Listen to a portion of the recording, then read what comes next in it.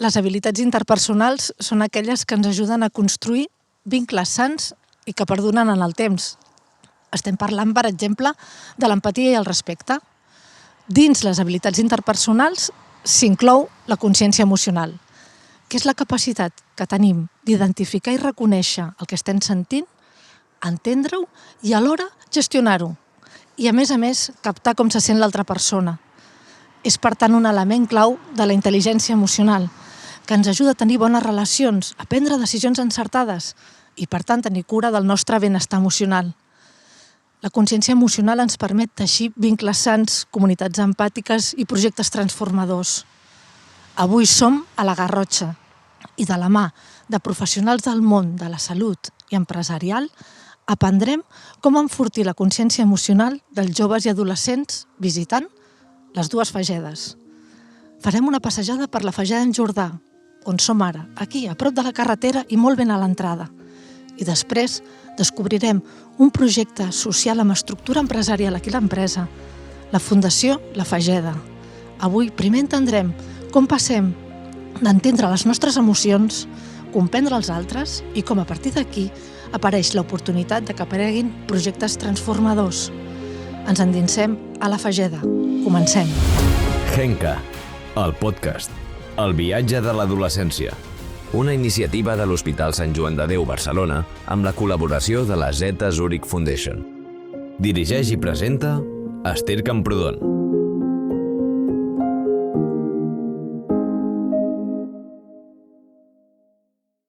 El poema de Joan Maragall ens dona la benvinguda i ens convida a contemplar la natura. Ens endinsem a la Fageda, ens trobem al vell cor del bosc enmig de faig i ens donarem l'oportunitat de parar d'aquest ritme frenètic que se'ns emporta. La natura no és només un espai físic, també és un espai de contemplació i introspecció, un espai per parlar de consciència emocional. I és per això que avui ens acompanya la Clara Serra, la psicòloga de centres educatius Genca, que ens donarà les claus per enfortir la consciència emocional dels adolescents i joves. Molt bon dia, Clara, i benvinguda. Bon dia i gràcies. Gràcies per venir en aquest espai. Escolta'm, Clara, la consciència emocional és un concepte molt complex. De quina manera la podríem entendre amb exemples fàcils? La consciència emocional és reconèixer, és identificar i comprendre el que sentim, no? Les nostres pròpies emocions. Algun exemple podria ser quan acaba el dia i arribem a casa després d'haver tingut estrès, no? Identifiquem les emocions que hem experimentat al llarg del dia i que tenim en aquell moment. O també quan estem parlant amb persones o discutint què sentim, com ens sentim, què ens fa sentir la conversa. Això seria el que és consciència emocional. És a dir, entendre què m'està passant, què estic sentint, identificar l'emoció i també té a veure amb com reacciono i gestiono aquella situació? Sí, exactament. O sigui, no només l'emoció en si, sinó també la reacció, l'expressió, no? D'aquesta emoció, com també la regulació que fem d'ella. No? Podem saber, conèixer-nos, que reaccionem d'alguna manera davant de situacions, però també podem canviar i fer coses per poder aprendre a gestionar-ho diferent i reaccionar d'una manera més saludable. I entendre com se sent l'altre, també. Exacte. O sigui, hi ha diversos passos. M'entenc, identifico, ho gestiono i després també haig de tenir en compte l'emoció de l'altre. Bueno, no és fàcil, això. És feina, sí. I en relació amb els adolescents, quin paper té la consciència emocional en el benestar emocional dels adolescents? La consciència emocional per tothom, no? És important per fomentar la resiliència i totes aquestes altres competències emocionals. En l'adolescència, que és un moment tan clau, no? Pel desenvolupament a nivell de maduració, no? És molt fonamental precisament treballar-la, fomentar-la i desenvolupar-la per poder després també tenir recursos a la presa de decisions, no? I recursos per la vida en general i també després la vida adulta. Per tant, és una època d'entrenament. Exacte. Però també l'etapa adulta, estem entrenant-nos en conèixer, no? Aprendre a regular-nos. De forma concreta, en el projecte d'Escoles Resilients Genca, com treballeu la consciència emocional a l'aula? Ho fem de diferents maneres dins les dinàmiques que fem hi ha sempre una part de reflexió en el que doncs, animem a les persones, a l'alumnat, a que pensin sobre doncs, les seves emocions, la regulació, també la consciència, no? I també una part final d'introspecció per tancar i per fer doncs, aquesta mirada cap a dins, que és la que necessitem per prendre consciència de nosaltres, consciència emocional també. I a més fem dinàmiques concretes, dinàmiques de regulació emocional que tenen una gran part, no?, de consciència emocional, de presa de consciència de les emocions bàsiques. Hi ha un exercici, per exemple, a primer d'ESO, en el que treballem aquestes 6 emocions bàsiques, identificar-les, relacionar també què passa al nostre cos, no?, quan sentim això, perquè moltes vegades també, tot i que hem de diferenciar la part física, corporal de l'emoció, no?, i del pensament del que hi ha dins nostre, és una via per poder entendre'ns, no?, a través del que sentim físicament, poder anar una mica més endins i després identificar l'emoció que hi ha relacionada, no? I ho comparteixen amb la resta també? Sí, exacte. Fan diferents activitats, diferent feina, no? Una part individual, però sempre intentem i animem que sigui en el grup classe, perquè al final hi ha aquesta part de presa de consciència pròpia de les emocions de que sentim, però no només sentim nosaltres, sinó que sent tothom i sent de la seva manera, encara que hi hagi emocions que són bàsiques, hi ha complexes, que també cada persona, i també a nivell cultural, hi ha una càrrega, doncs ho sent de la seva manera, i és molt important aquesta consciència cap a les altres persones i entendre també que també senten i també tenen consciència emocional. Per tant, aprenen a identificar les seves pròpies emocions i com gestionar-les amb exercicis concrets, però després també és interessant que les emocions es poden sentir de moltes maneres, no? I les situacions les podem afrontar de manera diferent. Exacte. Que aquí ja vindria aquesta part d'incloure la diferència, no? D'entendre que podem afrontar-ho diferent. Exacte.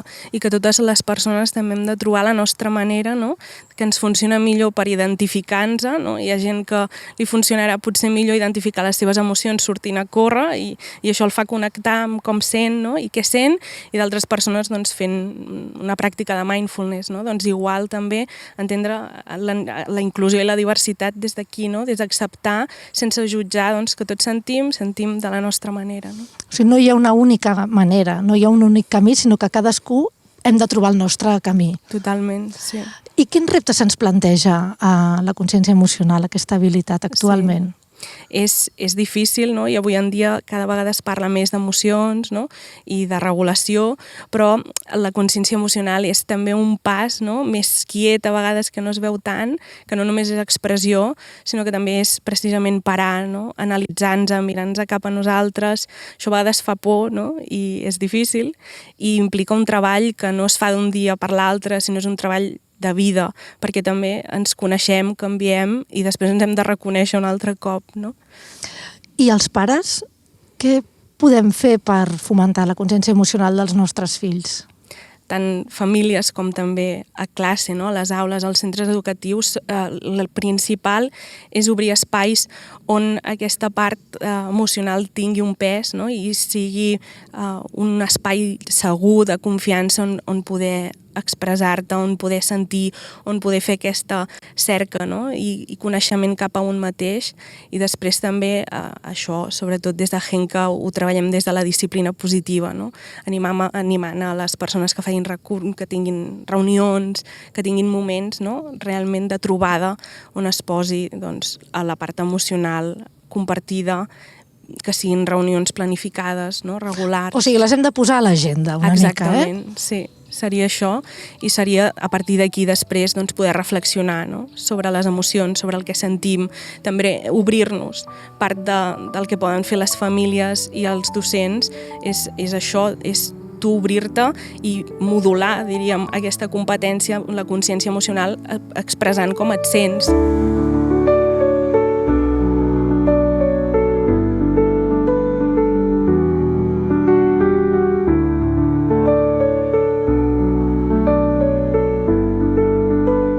Clara, per tant, estic entenent que aquí hem de generar com un hàbit, no? O sigui, a l'escola hem de tenir el costum de potser fer aquestes trobades en cercle i tenir aquest espai que comentes de es podem parlar, però a casa també hauríem de fer-ho d'aquesta manera una mica. I encara amb més pes, no?, per la importància que té la família i la importància que hi hagi una escolta activa, una escolta empàtica, sense judicis, que sigui amable, i també una validació emocional, és a dir, entendre, no?, que les altres persones senten el que dèiem i detectar-ho, no? Pues en un moment de frustració entenc que sents frustració per aquesta situació que ara ha passat i dir-ho, verbalitzar-ho, això és molt important. I en aquestes trobades familiars que proposem, no? Com pot ser un cop a la setmana o cada quan algú decideixi, què es proposa? O sigui, a part de parlar del que puguis sentir, què es pot proposar en aquestes trobades? Cada família també ha de trobar una mica, no?, el que funciona a les seves dinàmiques, no? Però sobretot és compartir, veure què s'ha assolit, què no, metes, reptes compartits, no?, planificar i resoldre conflictes, al final per trobar, són aquests espais de trobada no només d'expressió, sinó també per coordinar la logística una mica. Que no està mal, exacte, sí. I potser també per fer activitats junts, pot ser per planificar alguna cosa que farà la família conjuntament. Exacte, que pot ser cap a aquesta consciència i regulació emocional i poden ser moltes activitats diverses. No? Per tant, els espais els hem de crear i també estar atents al dia a dia, segurament. Exacte. Que és complexa perquè els pares i els docents, el nivell d'estrès, sí. Què els hi diries en aquest punt? Que és difícil, no? I la consciència emocional implica primer fer una revisió, no? Un escàner cada persona per després poder preguntar a l'altre també, no? En aquest interès i reflexió que volem obrir, preguntar a les altres persones, no? Com et sents, doncs és important, però també ens ho hem de preguntar cap a un mateix, no? I el treball de la consciència emocional es queda a l'aula i a casa o pot anar més enllà? Realment sentim emocions i portem emocions amb nosaltres a tot arreu. O sigui, qualsevol lloc és un lloc d'aprenentatge per la consciència emocional. Per exemple, a nivell d'oci lleure, no? Si practiquem algun esport, si fem alguna activitat que sigui plaent per nosaltres, doncs també és un gran moment d'aprenentatge perquè precisament baixem alguns dels murs que tenim, no? Que quan estem a la feina, quan estem en alguns altres àmbits, no? I ens permet descobrir parts de nosaltres que també ens diuen molt de qui som i conèixer-nos també. I posar-nos a prova en espais segurs, no? Perquè a vegades estem amb aquesta alerta sempre que sí. Quan estàs fent una activitat que t'agrada, com que et deixes anar, no? Totalment, sí. Clara, molt interessant. Per acabar, ja et demanarem una última clau que ens puguis donar a totes les persones que ens acompanyen aquí a Henka. Els hi demanem si ens poden regalar una paraula que ens ajudi a seguir enfortint el benestar emocional dels adolescents i els joves. Quina paraula se t'acudiria? Diria perseverança, perquè crec que aquesta part, no, de seguir sempre davant d'esforç, amb dedicació, amb determinació, descriu molt la feina que s'ha de fer amb la consciència emocional, que és mica en mica cada dia, tota la vida, perquè ens acompanyarà sempre, no? I les coses canvien i ens hem d'anar coneixent sempre. Magnífic regal, Clara. Moltíssimes gràcies per acompanyar-nos. I ara ens dirigirem a la Fundació de la Fageda i ens quedem amb aquesta perseverança, la perseverança de conèixer-nos, persistir en comprendre les nostres emocions i els dels altres i com ho gestionem. I ara comprovarem com passem de la consciència emocional individual a la social. Anem cap a la Fundació La Fageda.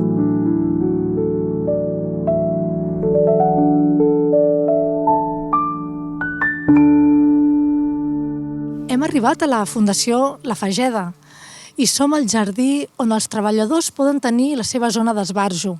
Hi ha una zona d'esports, una zona on podem contemplar la naturalesa, descansar, però el que més ens ha cridat l'atenció és que just a l'entrada hi ha una frase que diu: ho estic fent perquè algú va creure que ho podia fer. Qui millor per explicar-nos el total significat d'aquesta frase?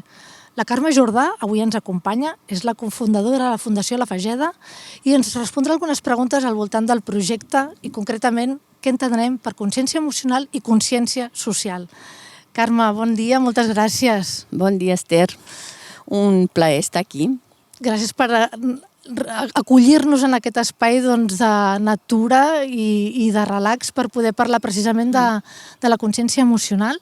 Però primer de tot volíem que ens expliqués una mica com neix el projecte de La Fageda. Molt bé, mira, a la Fageda, clar, nosaltres hem fet ja el 42 aniversari, o sigui, parlem de ja fa 42 anys. La Fageda neix com amb una confluència de diferents factors, uns més professionals i els altres més personals. Jo penso que el naixement de projectes així sempre hi ha d'haver diversos factors que combinin, no? Llavors, a nivell professional, el Cristóbal havia estat a psiquiàtrics on treballava i veia i patia molt quan veia com estaven les persones que estaven als psiquiàtrics, no? Vull dir, gent que passejaven per als patis, que no tenien res a fer. Llavors, ja des de dins dels psiquiàtrics, ell pensava, es feia una pregunta de dir, no podem fer les coses d'una altra manera, que els hi possibilitin a aquests nois treure algunes parts bones que sí que tenen, i des d'aquí van començar experiències dins el psiquiàtric de laborteràpia. Laborteràpia és, feien cendrers, feien macramés, però, clar, tot això de la laborteràpia, clar, els cendrers s'acumulaven, els macramés també, i la cosa és, algú necessita això? Llavors era el primer pas d'un camí que després es convertiria en una altra pregunta, que és, si volem retornar la dignitat a aquestes persones que estan aquí dins, hem de crear una empresa real. A fer un producte real que la gent necessiti i, a més que ens paguin per aquest producte. Bé, no sé si m'he anat una mica, però hi ha tot un factor més professional i després hi ha un altre factor més personal. El Cristóbal i jo, això era la seva joventut. Més tard ens vam casar i estàvem a Barcelona, vivíem a Barcelona, jo treballava amb nens psicòtics i autistes i la veritat és que estava molt bé. Ell volia marxar d'allà i tenia ja al cap de fer un projecte en algun lloc fora de la gran ciutat, però jo estava molt bé. Però va passar el que la vida a vegades passa, que tu controles el que controles i la vida controla i et fa enfrontar amb el reste, no? Llavors va néixer la nostra filla, la Maria, i en aquest moment que ja vaig veure que anàvem a formar una família, doncs jo també em vaig poder plantejar, vull que la meva família creixi a Barcelona. A part d'això, jo soc de Castellfollit de la Roca, que és un poble molt petit a prop d'aquí, i a Barcelona no teníem xarxa. En canvi, aquí hi havia els meus pares. I un factor i l'altre, tots combinats, va fer que un dia diguéssim, vale, ens en anem de Barcelona, ens en anem a la Garrotxa i aquí iniciem el projecte que realment pensem que val la pena, que és fer una empresa on la gent pugui treballar i recuperar la seva dignitat. Apareix el propòsit, no? L'oportunitat que a vegades dius que la vida ens porta, no? Que a vegades no prenem aquesta decisió, i al mirar el món i el que ens envolta d'una altra manera per donar l'oportunitat a persones que tinguin aquesta dignitat com qualsevol altra. Quines són les claus de l'èxit de la Fageda? En primer lloc, l'Àngel de la Guarda, que no sé si passant per aquí l'has trobat. Jo crec que sí. No, dic en primer lloc, però vull dir, sí que jo penso que com nosaltres hi ha molts centres que lluiten molt i que nosaltres hi ha un aspecte de dir ens han sortit molt bé les coses, saps? Les claus de l'èxit, mira, jo parlaria en primer lloc d'una cosa compartida com a cultura d'empresa, que és una gran fe en l'ésser humà. O sigui, nosaltres sabem que ningú vol passar la vida en patiment i que si tu li ofereixes l'esperança, s'hi agafaran. I un altre punt de partida és que no són les persones que s'han d'adaptar a les estructures, sinó que hem d'adaptar les estructures a les persones, amb la qual nosaltres hem de ser com els buscadors d'or, no? Veure aquesta persona amb uns dèficits, però quines possibilitats té. Llavors nosaltres som els responsables de crear uns llocs de treball on aquestes possibilitats floreixin. Jo, per una part és això, i per l'altra, el Cristóbal és una persona amb alguns aspectes brillant. Llavors, una persona amb molt coratge, no té por, i té una mentalitat molt impulsora i creadora de projectes, i penso que no... O sigui, des del naixement de Fageda ens hem trobat amb tots els problemes, no? Però no s'ha rendit mai. I ha transmès a tothom que quan ens trobàvem un problema també era una nova oportunitat per crear alguna cosa. De fet, la fàbrica de iogurts i tot això existeix perquè ens hem trobat amb problemes. No teníem ni idea que faríem iogurts, ni idea. Però la vida et va portant i ell ha pogut veure això i aquests són alguns factors que pensem que han motivat que hagi sortit bé. El que sí que vull afegir aquí és que una persona sola no fa res, ni dos. O sigui, aquí hi ha hagut un equip de gent molt compromesa, molt implicada, que ha estat disposada a perdre dies i nits i a suar molt, i entre tots junts hem fet el projecte.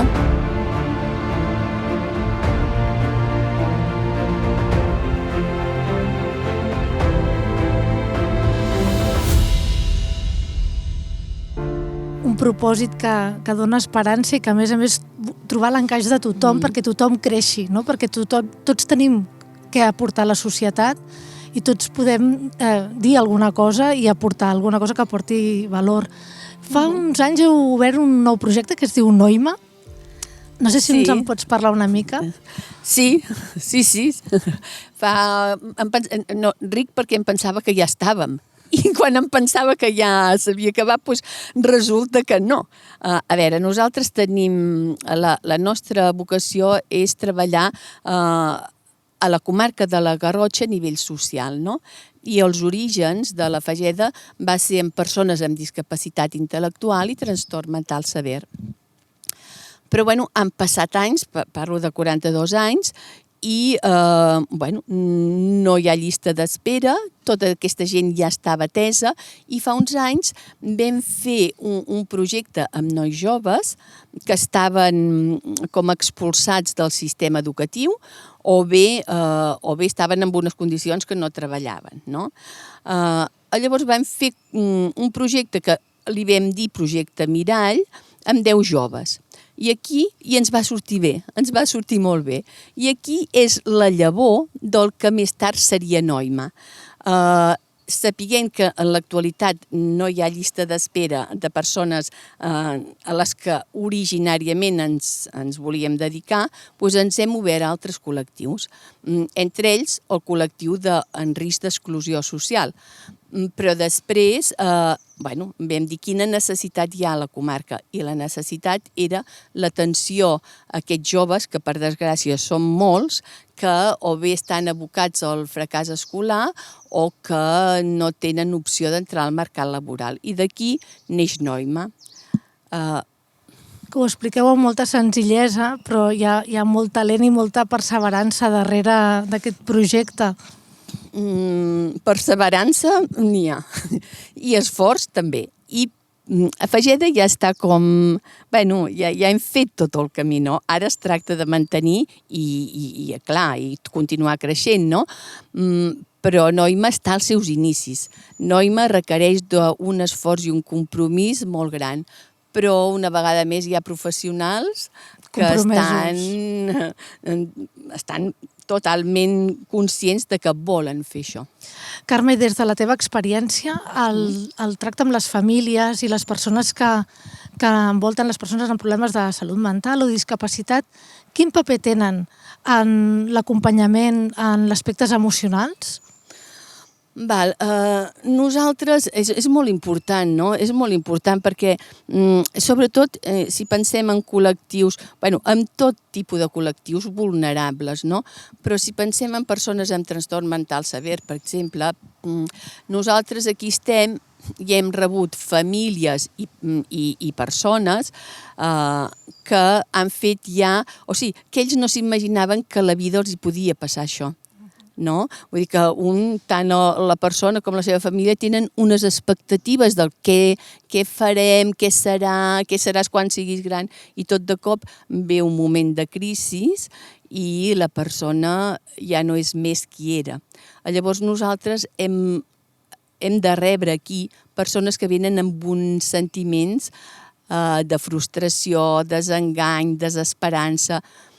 El poder canviar aquests sentiments i aquestes emocions per donar-los l'esperança, o sigui, poder transmetre que aquell camí que ells havien planejat no serà, però que n'hi ha d'altres. I que n'hi ha d'altres que també permeten viure la vida d'una manera confortable.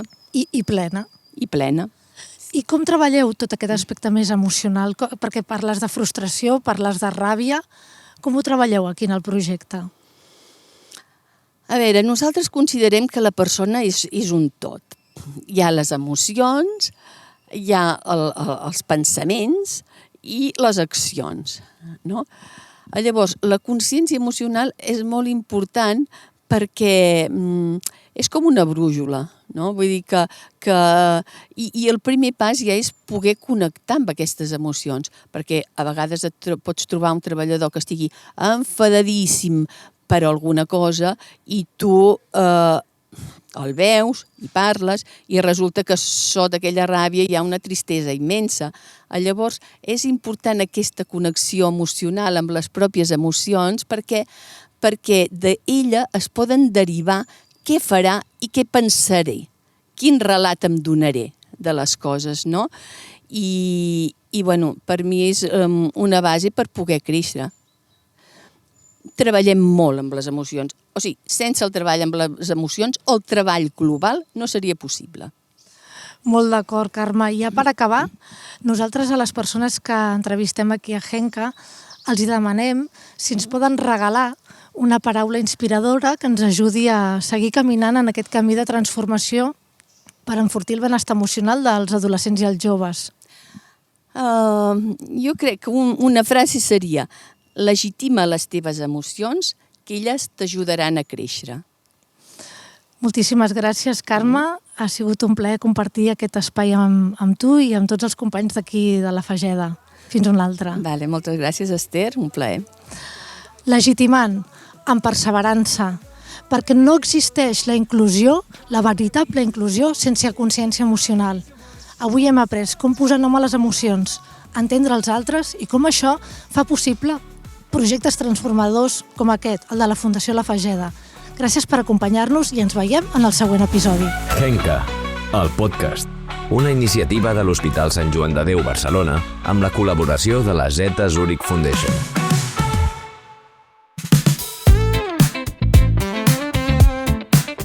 Step to the rhythm, slide to the beat. Oh yeah, feel that funk. It's a party on the street. Bassline thumping, clap your hands, everybody move your feet.